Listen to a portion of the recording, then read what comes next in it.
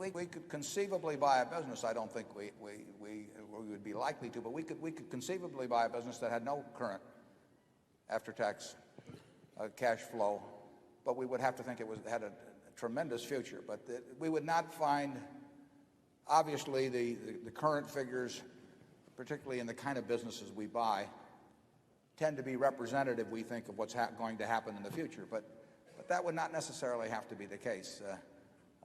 You can argue, for example, in buying stock at a time when it was losing significant money.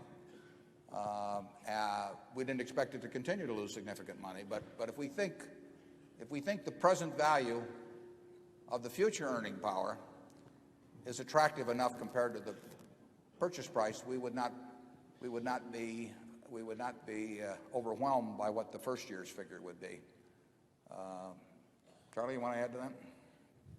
Yeah, well, we don't care what we report in the first year or two of after buying anything.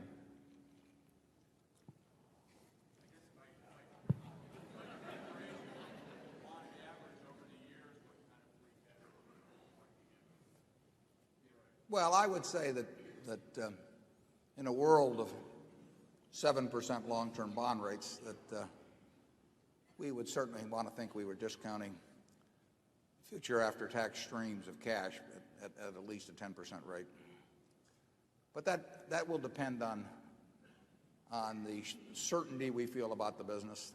The more certain that we feel about a business, the closer we're willing to play it. We have to feel pretty certain about any business before we're even interested at all. But there's still degrees of certainty. And if we thought we were getting a stream of cash over the next 30 years that we felt extremely certain about, we would use a discount rate that would be somewhat less than if it was one where we thought we might get some surprises in 5 or 10 years. The possibility existed. Charlie? Nothing to add. Okay.